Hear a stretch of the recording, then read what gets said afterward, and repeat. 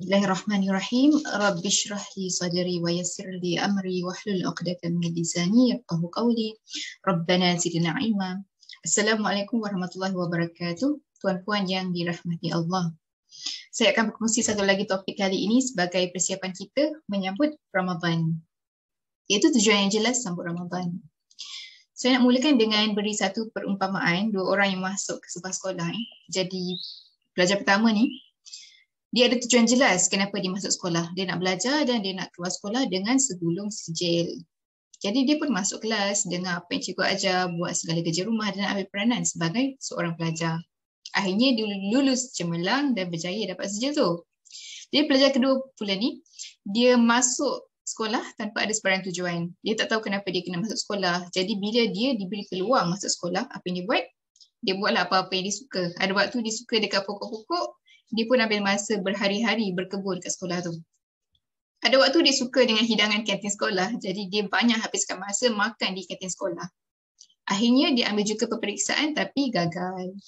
Jadi kembali kepada topik kita, Ramadan juga biasa kita istilahkan sebagai sebuah sekolah yang mana seluruh Muslim yang nampak anak bulan Ramadan ada peluang masuk.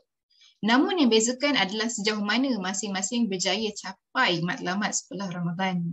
Jom sama-sama kita jelaskan tujuan kita supaya tindakan kita adalah yang terbaik dalam bulan Ramadan. Bulan Ramadan adalah bulan yang diturunkan Al-Quran. Jadi untuk topik kali ini saya akan kupas melalui satu surah pembuka Al-Quran iaitu Al-Fatihah.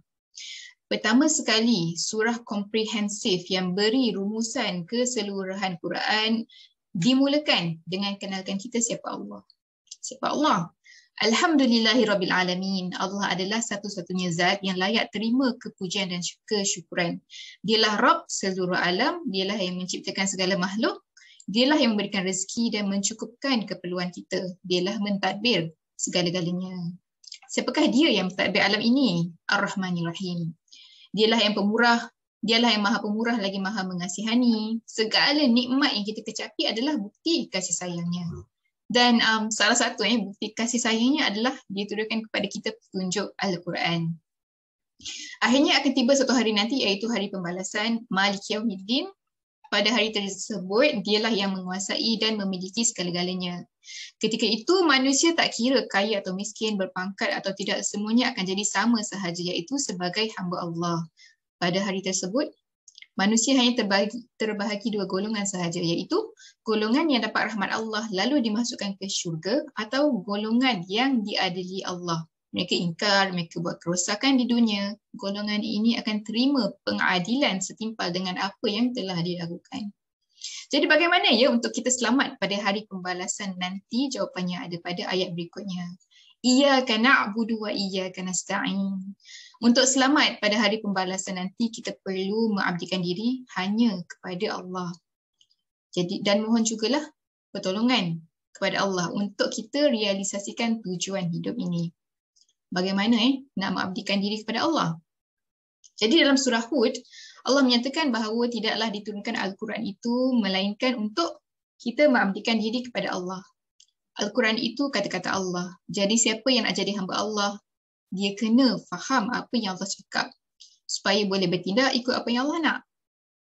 Nampak tak betapa pentingnya faham Quran supaya kita boleh jadi hamba-Nya. Mustahil kan untuk kita jadi hamba Allah tapi tak faham Quran. Disebabkan Quran itu sangat penting sebagai petunjuk kita mengabdi kepada Allah. Seterusnya Allah ajar kita satu doa iaitu doa untuk dapat hidayah jalan yang lurus. Ihdinas siratal mustaqim. Jadi hidup ni sebenarnya ada tujuan yang jelas iaitu hidup atas jalan yang lurus. Jalan lurus bagaimana? Siratal ladzina an'amta 'alaihim ghairil maghdubi 'alaihim waladdallin. Jadi kalau bercakap tentang jalan hidup ni saya nak ambil satu contoh contoh konsep keibubapaan. Sekiranya ibu bapa letakkan tujuan dia besarkan anak supaya anak akan jaga mereka ketika tua, maka tindakan ibu bapa akan senadalah dengan tujuan tadi kan, iaitu berusaha fokus pendidikan yang menjanjikan peluang pekerjaan lumayan. Dia nak anak dia jadi pandai, dapat gaji besar-besar, moga-moga nanti boleh sara ibu bapa lah ketika tua. Tapi malangnya tak diusahakan didik anak berakhlak atau faham petunjuk Quran sebab tak letakkan tujuan jadikan anaknya hamba Allah. Kita lihat pula ibu bapa yang letakkan tujuan dia membesarkan anak selari pedoman wahyu. Kita ambil teladan ibu Maryam dalam surah Ali Imran yang mahu anaknya berjuang atas jalan Allah lalu sediakan sistem pendidikan wahyu terbaik bagi guru terbaik kepada Maryam. Kita ambil teladan lelaki tua soleh di Madian dalam surah Al-Qasas yang besarkan anak-anak perempuannya sebagai orang yang muhsin, bijak dan ada rasa haya, jaga kehormatan diri. Dan sebenarnya ada banyak lagi teladan keibubapaan seperti ibu Nabi Musa dalam surah Taha, teladan Nabi Yaqub dan Luqman sebagai bapa dalam surah Yusuf dan surah Luqman. Jadi sebenarnya melalui Quran ini kita dapat hidayah petunjuk jalan orang-orang soleh dalam segala aspek kehidupan. Sebagai ibu bapa, sebagai usahawan, sebagai pemimpin, sebagai anak dan macam-macam peranan kehidupan. Tapi bila kita gagal, kita tak nak dapat petunjuk Quran, khawatir kita mainkan peranan atas dunia ini dengan jalan orang-orang yang dimurkai Allah atau jalan orang-orang yang sesat. Siapa orang yang dimurkai itu? Itulah mereka yang tahu akan kebenaran, ada ilmu, belajar agama tapi tak nak ikut. Masih nak dahulukan hawa nafsu sendiri misalnya. Siapa pula orang yang sesat? Yang ini adalah golongan yang tak peduli nak belajar petunjuk Quran, tak belajar kandungan Quran, lalu tak tahu apa panduan hidup. Akibatnya, buat pilihan hidup bertentangan dengan kehendak Allah tanpa sedar. Jadi dua-dua golongan ni sebenarnya akan ingkar kepada Allah lah. Misalnya jadi hakim dengan jawatan tinggi tapi jadi hakim yang terima rasuah. Atau jadi menteri tapi jadi menteri yang zalim kepada rakyat. Jadi suami tapi suami yang enggan beri nafkah kepada keluarga. Jadi isteri tapi isteri yang tidak mahu jaga keluarga, sebarkan keburukan keluarga dan tak nak jaga harta. Di sini kita nampak betapa pentingnya peranan Quran yang diturunkan pada bulan Ramadan untuk penuhi tujuan kita diciptakan, berfungsi sebagai petunjuk.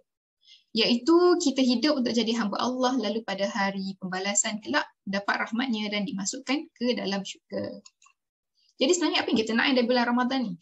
Bulan Ramadan sebagai bulan turunnya Al-Quran, bulan yang disyariatkan berpuasa. Moga-moga puasa dan ibadah dalam 10 Ramadan latih kita jadi orang yang bertakwa. Jadi bila kita jadi orang bertakwa, moga-moga Quran boleh difungsikan sebagai petunjuk kehidupan, membantu kita untuk mengenali Allah, menjadi hamba-Nya dan mampu untuk buat pilihan-pilihan kehidupan atas jalan yang lurus. Jadi moga-moga kita keluar daripada Ramadan ini sebagai orang yang bertakwa insya-Allah. Wallahu a'lam. Assalamualaikum warahmatullahi wabarakatuh.